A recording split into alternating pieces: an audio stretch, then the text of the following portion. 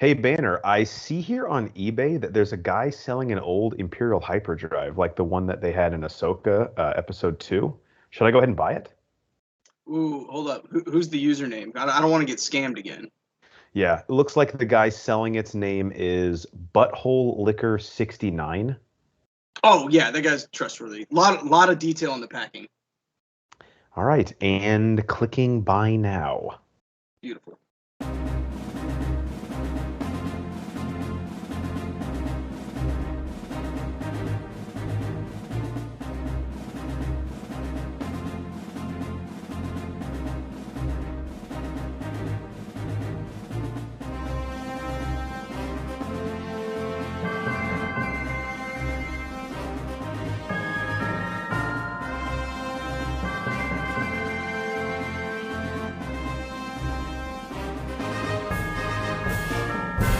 Welcome in to the Bro Force Squad podcast, where we are just a bunch of bros drinking beer and watching TV and movies. This is our review of Ahsoka, episodes 1 and 2. Spoilers, spoilers, spoilers. I'm your host, the Mayor Jeff Hornacek, joined as always by the mad scientist Brian Banner to review this using the 4 Bro Force Squad TV review criteria. I said criteria like a little baby, but Yeah. it's actually What's wrong with you? It's also the criteria. The criteria, as an adult would say, who has a college degree, is the acting, the story, our favorite scene, and any theories or questions going forward. Banner, you are the real Star Wars head on the pod. I mean, we're all fans. I've seen, obviously, all the movies, all the shows, except Rebels and Legends. So for you, though, this sort of fits perfectly because you'd also seen Rebels. So let's just begin. Some returning characters from that show and then some new ones. So with the acting and cast specifically, who stood out to you, good or bad? Honestly, I thought everybody was pretty good. Jury's still out on. I don't know the characters' names yet. I think Balin is the fake Jedi, his apprentice. I don't know who she is, but She looks like Diet Scarlett Johansson when she was. See, I was thinking R.C. Cola version of Amelia Blunt. Okay. Yeah. I could see that. Yeah, maybe if those two hybrids had a baby, and then we get like Dollar General Sprite. Now we're just talking about actual sodas. Yeah. Now I'm sorry. Not to cut you off, but the problem with, I think this will sort of tee you up though. The problem with like her character, and then also the way I can't remember the name, but of the like younger Sith in the Obi-Wan series, is the way that they write like the Sith apprentices in these is they're supposed to be like really impulsive and sort of like naive and only act on emotion, but they never, and it makes sense, but they never get enough screen time for you to actually think they're anything but like emo idiots, you know? Yeah, they're just all angsty teens at that point. Right. Who like frown in the corner, basically. Yeah. So she was the only one that I was kind of meh on. Natasha Bordazzo. Yeah. So Bordazzo was Sabine. Yes, and she, I thought, absolutely killed it. In the first 5 minutes of her character being on screen, you get who Sabine is, in my opinion. See, I obviously haven't seen Rebels, but I actually thought she was the only weak performance in this to me. And I think part of it is, again, she has the most like emotional weight to carry in this. Like everything she's dealing with Yes. Ezra, everything she's dealing with Ahsoka, even the stuff she's doing with Hu Yang, the droid, who I actually loved a lot in this. So she has to basically have like all of the emotional weight of the first 2 episodes, and she didn't overplay it, but to me, she just felt like, especially when she was in the scene with Rosario Dawson, I was like, you are out of your league right now. Oh, yeah. I mean, she was obviously acting circles around her, but Dawson's amazing. Right. I thought she did a good job. Let's start over with this. You've never seen Rebels, right? Correct. So this is your first introduction to her. And to me, that's interesting that you didn't buy it as much as where I did. I thought she did a great job and really showed exactly who Sabine is and where she's at in relation to where she was the last time we saw her at the end of Rebels. I also think I need her character fleshed out more because I know she's an interesting character, but if you think about it, she's almost like a little kid playing with his toys. Like she has so much going on. She's a former Mandalorian, a former Jedi. Is Ezra like her lover or just like her? I guess he said he's like a brother figure to her. So he's missing. She has a strained relationship with Ahsoka. It's like Jesus Christ, how many things are going on with this character when we first meet her? You know? Yes, and I think that may be why I got it more and enjoyed the performance more, was because there is a lot going on outside of all of that already, and most of that you already know kind of where she's at, and there's a lot more meat there. So that's interesting that you weren't as big of a fan. Yeah, I didn't hate it. I just thought, of all the actors, she was the weakest performance. Fair enough. What did you think of Mary Elizabeth Winstead as General Sindala, who I love in everything? She's not in enough stuff, but I just found out today, in real life, she is married to Ewan McGregor. I one did not know that. Two, that's fucking awesome. Yeah, that's really cool, right? Three, I thought she did a fine job.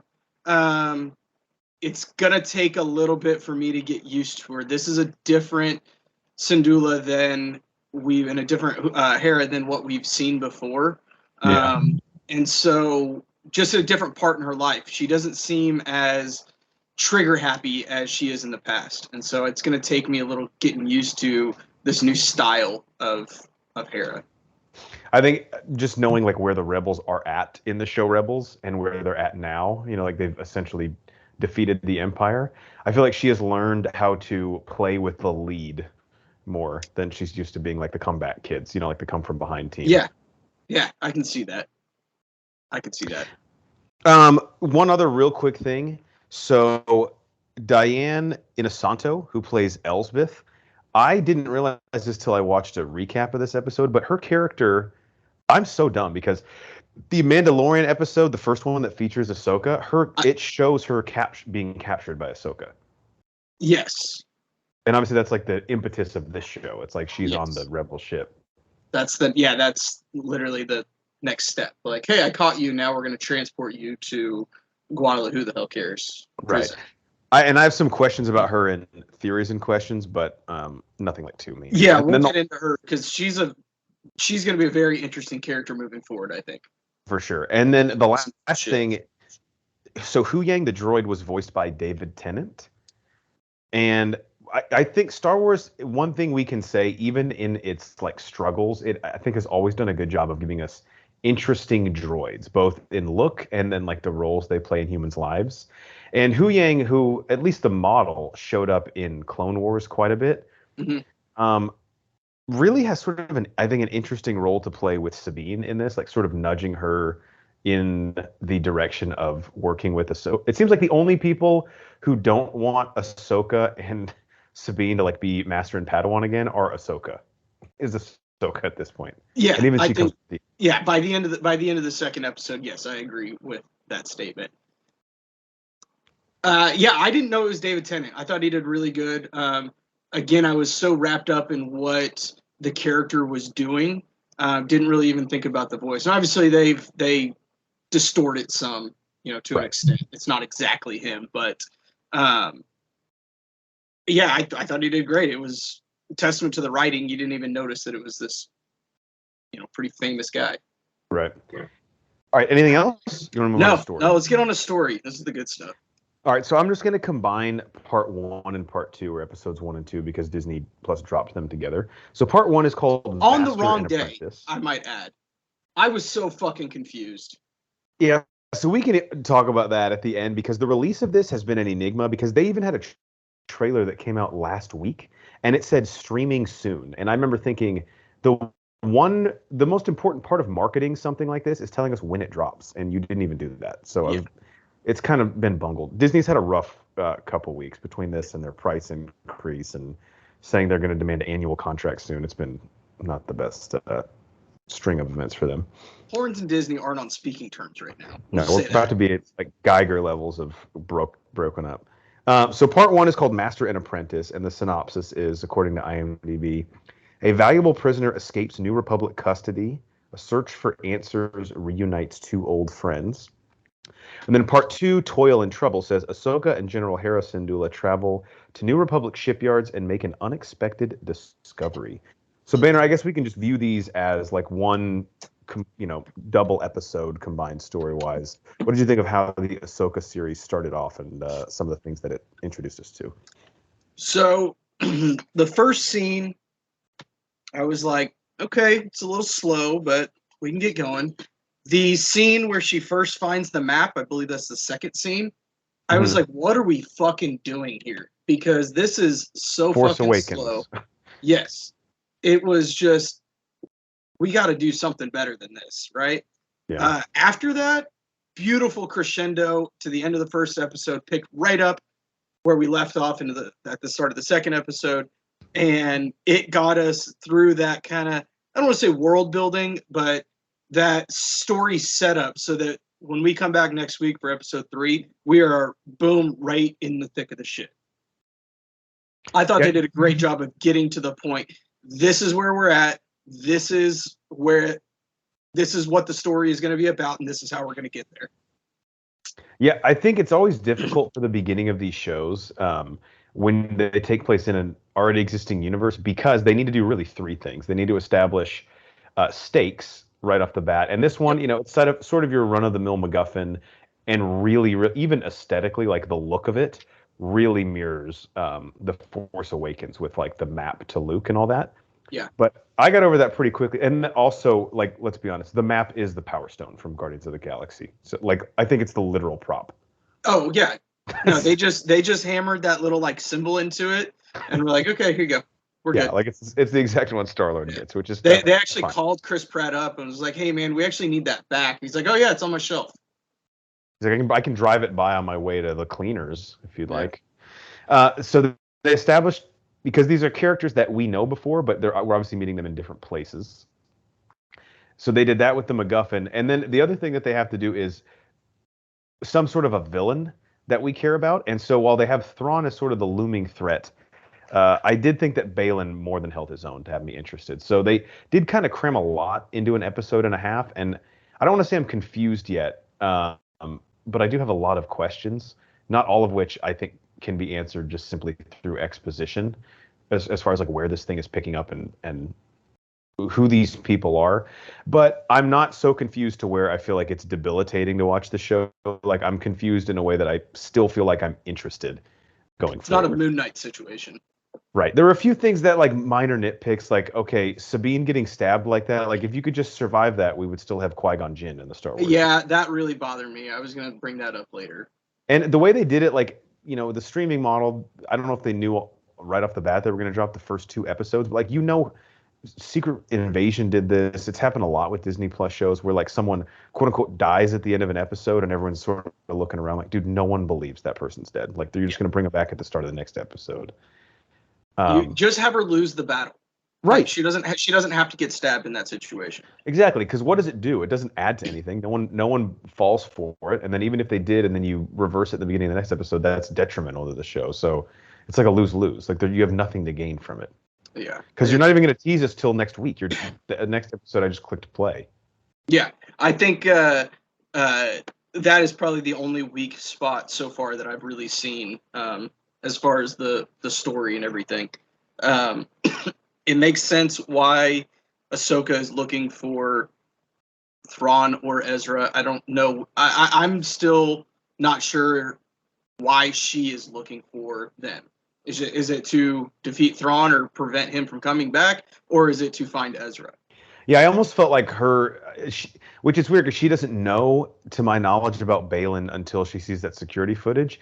But it almost just seemed like she was trying to cock block him from getting to Thrawn but she doesn't know he exists. So I guess I'm kind of confused there with the. Yeah, I don't know if she assumed he was dead. Like, I thought maybe she knows him from back when she was at the Jedi Temple in Clone Wars, right, from whatever, 50 years back or 40 years back, whatever it is. But assumed he was dead, and just now is like, oh shit, he's not dead. Okay. I kind of took it as that. Correct me if I'm wrong. In Mandalorian, in one of Ahsoka's episodes, does she learn from someone that she encounters that Thrawn is still alive? I don't think so. I think she just assumes that he is based on what happened to him and Ezra. Okay, because I know Thrawn is mentioned in Mandalorian. Yes, it's when we first meet Ahsoka, and she captures Esbeth Morgan. She says, "Where's Thrawn?" So at that point, she is already looking for Thrawn, and that was, if I remember correctly, that was the first time that we heard his name dropped. Yeah, and then obviously at the end with Moff Gideon and all them, there are like rumors that Thrawn is pulling strings again from somewhere else. Right. Which again, they're gonna have to explain that because based on where this starts, that doesn't. Which maybe this is like concurrent to season 3 of The Mandalorian, so this will end where that ended. So that might make a little more sense. Maybe, yeah, yeah. As far as the exact timeline, I'm not sure when this happens. Based on that show. Yeah. Anything else? Or you want to move on to best scene? No, let's move on to best scene. I'm excited where we're going with the show, though. All right. So as much as I shit on Sabine Wren in the beginning, I have 2 best scenes and they both involve her. But yeah, I'll let you go first. What was your best scene or scenes? Mine is when we first see her and she's riding out of town on the speeder, and the fucking rock music comes in. Yeah, and you're just like, okay, this is Sabine Wren. She's all decked out in like crazy painted art shit. She's going against the grain. We're seeing like, okay, she's a rebel, and not in like the rebellion sense. Like she's a rebel is in like fuck the authority kind of thing. And like she's skipping a ceremony that's basically celebrating her.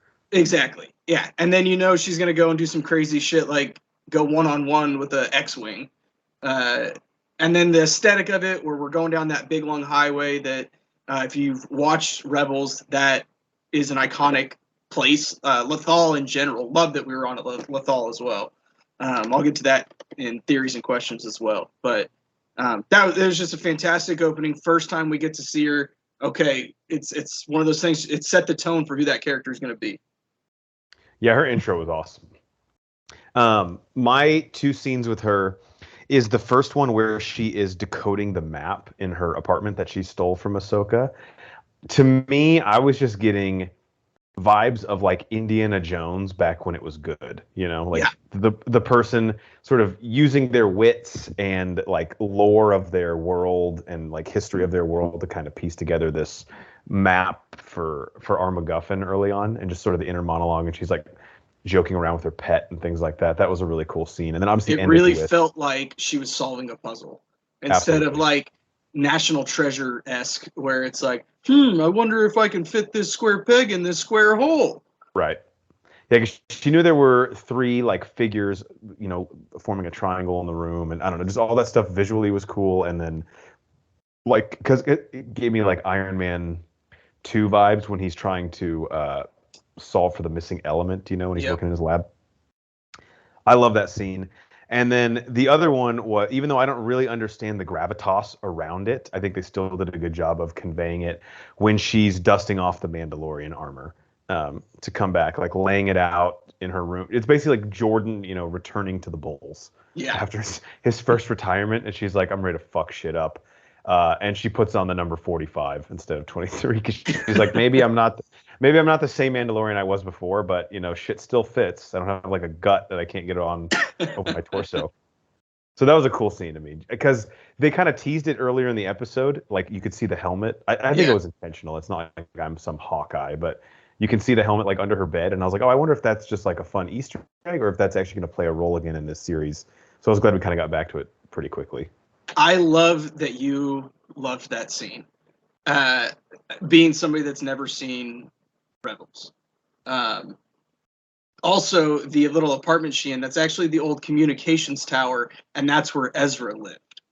Oh, really? Yeah. So, again, this is just going to move us right on to the last segment. Theories, questions, whatever the fuck you want to talk about. Lothal, which is where I would say 75% of Rebels, maybe 70% of Rebels happens, is on Lothal and around that planet. They did a fantastic job of bringing that from animated to real life. It looked, I know it's still CGI animated, but still, they did a great job with that. The look, the feel was awesome. So Lothal, then we could assume is like, what do you think is more important to the Rebel Alliance, Alderaan or Lothal? At this point, probably Lethal. Well, at this point, Alderaan's exploded, so it's like not really a fair comparison. Considering one is like dust, yeah. Yeah, one's an asteroid field now. That's like, yeah, who could win in a fight, Brian? You or Muhammad Ali? You're like, right now? Me. Well, Muhammad Ali's been dead for like 20 years. Whoop his ass. I think that's a loaded question. I think they're both equally important for different reasons during the Rebel, when the Rebel Alliance came about and during the rebellion, or the early stages of the rebellion. Is it fair to say that when Alderaan gets blown up in A New Hope, Lothal kind of takes over as like the de facto Rebel homeworld? I don't think so, no. Because Lothal is just a cell within that's just one Rebel cell, and there are these cells on all these planets. And I don't know that one is necessarily more important or bigger than another one until they all come together. Okay. Interesting. Yeah. I thought they did a great job with the Loth Cat as well. They're so fucking stupid, but I love them. What's that? Is that her pet? Yeah, that's her pet. Oh, okay. Loth Cats and Loth Wolves are huge in Rebels in the show. I don't think we need to know any of that for this show, so I won't bore us with the details. Interesting. Just kind of a nice little like nod to. Yes, a great nod.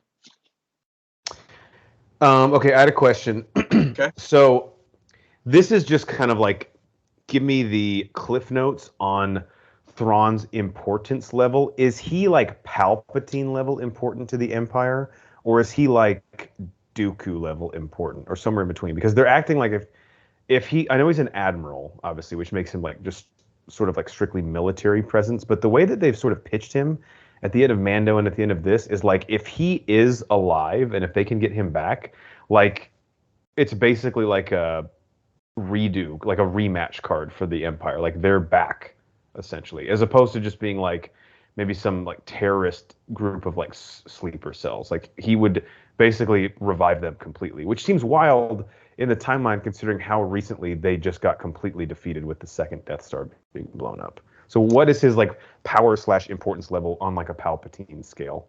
So now he's more important than Palpatine. Again, right, but I mean like dead. Okay, but like if he were to come back, would he? Yeah, we're doing that. Yeah, no, he is Palpatine level. He is. Really? He was, as far as the military side goes, obviously Palpatine was more the Force side and the dark side and the Sith and all of that. Thrawn is his equal in military. He is the top dog, the best tactician, of anybody. He is the cream of the crop. Everybody hates him because he's so much better than them. And he knows it, and he's just doesn't give two fucks. So is he just like a super genius, like intellectually, or because this is one of my other questions, does he also have some Force sensibility? Because I kind of got the feeling when Elsbeth was talking about like the way that they were communing with one another, he's clearly like at the other end of like some wormhole or something. Like, is he doing that telepathically, or does he have like some Force ability, or do they just have like burner phones that they're texting with? I think that has more to do with the fact that she is a Night Sister. Right. I think it's more her communicating with him through her witchness. Right. To answer that question, what was the other question? Basically, like, does he have any Force sensitive abilities? Oh, I don't think he does. Super intellectual being. Okay. No, so there's something like, there's some shit in the comics that I didn't actually read, but I tried to read the cliff notes, and like his species, they're all super fucking smart, but they're ran by families. And what happened to them? Were they like annihilated? Like how? I think they're from like another like galaxy, right? So all of this happens in one galaxy, and I think he's technically from another galaxy and gets banished to this one. Or like something. Interdimensionally? It's like, I don't know, man. It's some weird shit. Star Wars hasn't really fucked with that too much. No, they haven't, and this is them kind of going off that. I mean, in Rebels, you have the space in between, which is the space between space and time, and Ezra and Ahsoka hang out there for a little while. There's an episode arc with that. I don't really understand. I don't know where he comes from. I just know that he's blue and he's fucking smarter than everybody else, and he is ruthless. Okay. I have 2 more Thrawn questions, but I want to give you a chance to ask something. So, what are your theories or questions? I'll just come out. When do you think we're going to actually see Thrawn and or Ezra? That was my exact next question. Okay. Yeah, like I love it. Are they going to be? And I don't think so, because they've announced the casting of Thrawn. So like I feel like it wouldn't be something they would want to kick the can down the road till the end. I don't know. Have they announced a casting of Ezra? I know we saw some actor as him, but I think they get a pretty big name to play him, and that was Enes Kanter from the Boston Celtics. Yeah, I have no idea. I don't know if we're gonna see Ezra, honestly. So my prediction. Should I just save it, or should I say it right now? No, do it. Let's say it. Let's say it. Let's get it out there. Well, I hate to say this, Brian, but we already saw Ezra this episode, and that's because Ezra is Morak, and he has been brainwashed and turned to the dark side by Balin. Who's Morak? He's the guy who fought Ahsoka on the planet, the Force-sensitive evil guy with the mask on, who we never see. Oh, you think that's Ezra? Yeah, that's Ezra. Interesting. We won't get that reveal for a while, though. I think that'll be like the end of the series. I love that. And if you've seen, I don't want to spoil anything from Rebels, but it doesn't not make sense. That's my swing for the fences with no prior knowledge at all. I do feel like we'll see Thrawn earlier rather than later. Mainly because if like that's what they're gonna push down the road for us the whole time, I don't know how we can stall from now until then. Like we can fight Balin the whole time, I get it, but like I think to introduce the concept of Thrawn coming this early, he's like you can't string that along for 6 more episodes, I don't think, and have us at least remain interested in it. Yeah, I think we're gonna get episode 3 here. I hope is us traveling the road of the map or whatever, we know where they're at, that we know how to get to where Thrawn supposedly is. And I think that's the big cliffhanger at the end of this next episode is Thrawn. And then I'm hoping episode 4 is actually a flashback.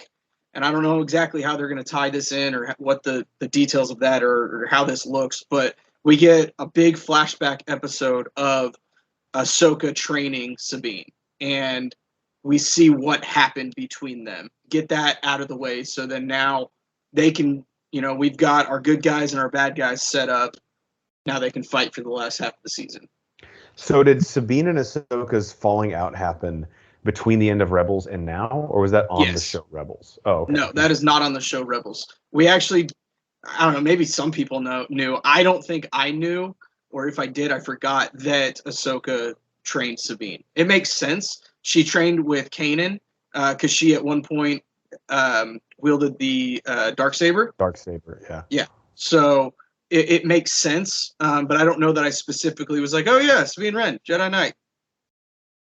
But Sabine Wren, this is what I kind of don't understand. Sabine Wren isn't Force sensitive, right? That's kind of, she like sucks with, she's basically like a shitty Jedi, like a double A Jedi.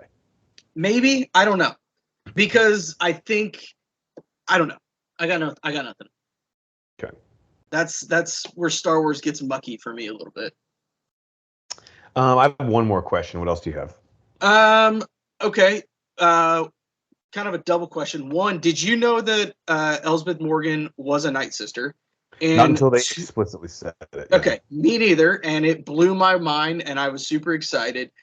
They can do some fucking creepy ass shit with an episode, and I kind of hope they do. Like almost like the horror episode that they did on Mandalorian. It wasn't really a horror episode, but in the prison with the lights, and it was very slasher feel.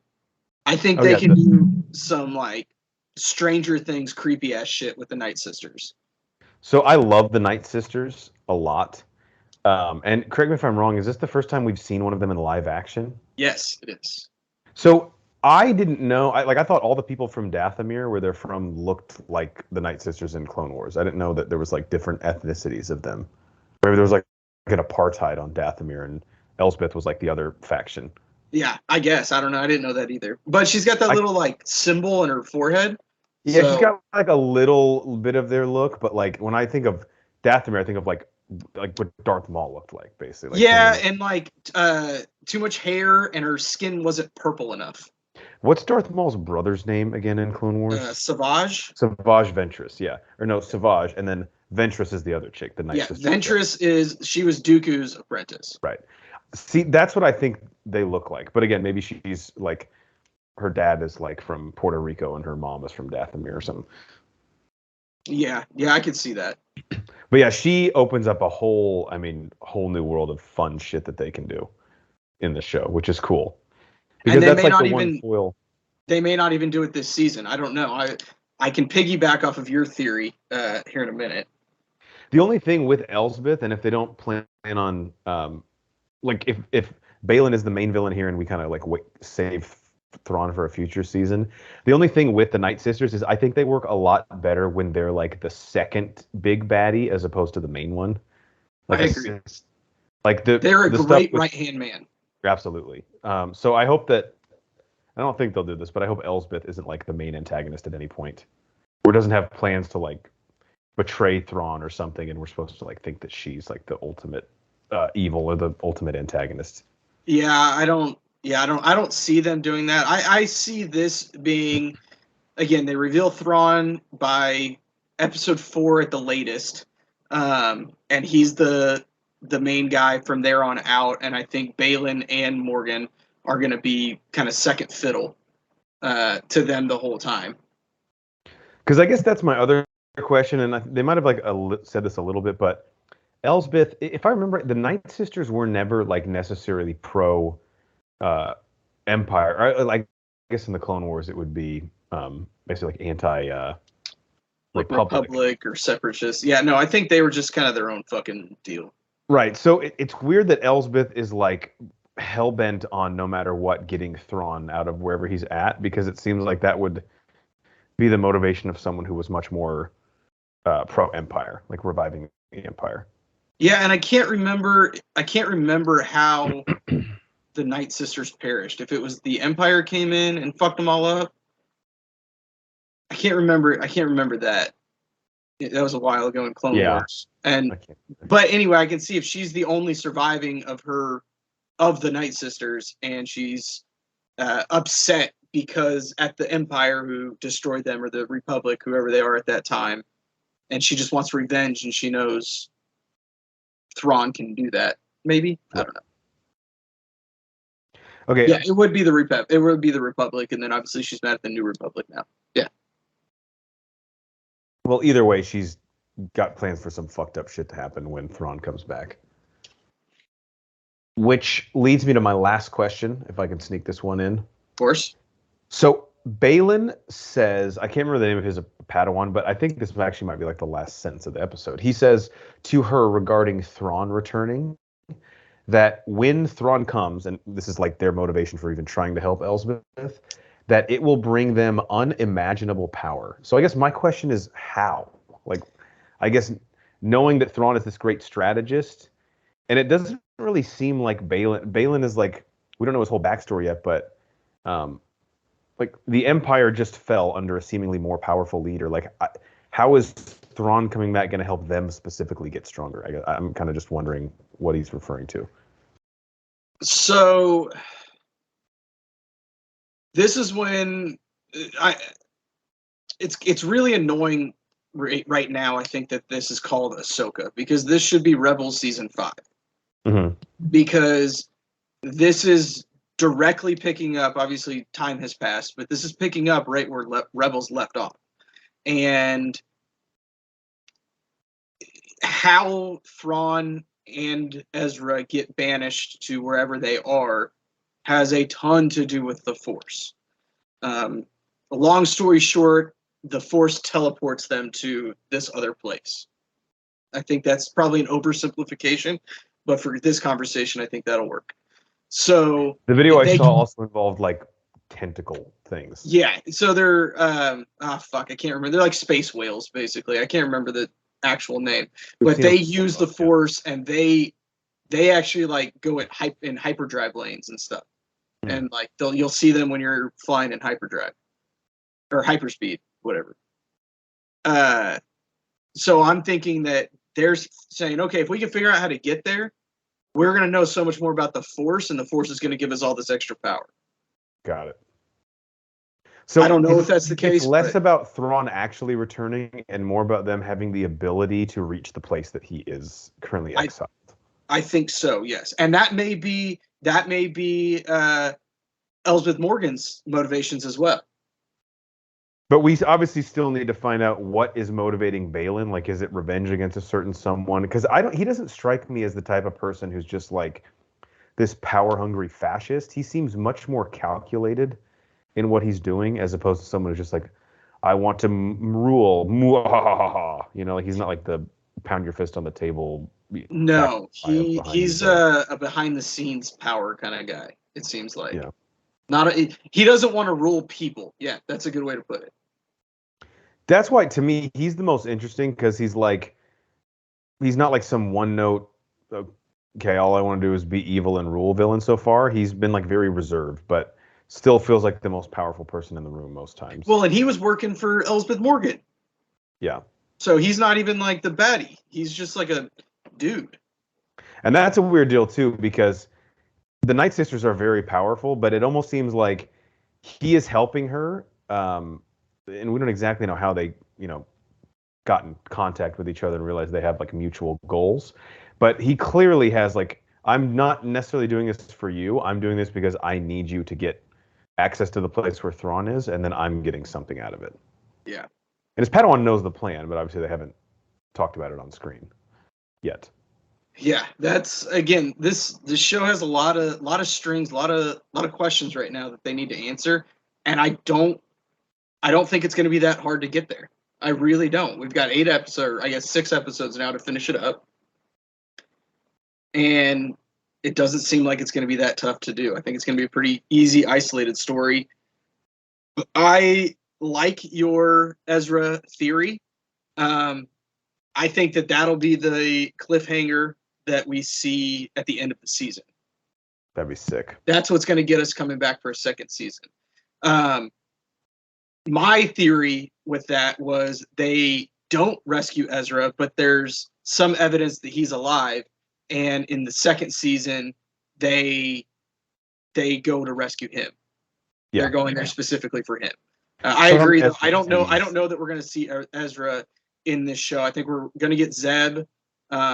Probably the next episode, like, hey, we're going to find Thrawn. He's got a big tie-in with him. I think we'll get Zeb again. It'd be cool if we had a flashback scene with Freddie Prinze Jr. as Kanan.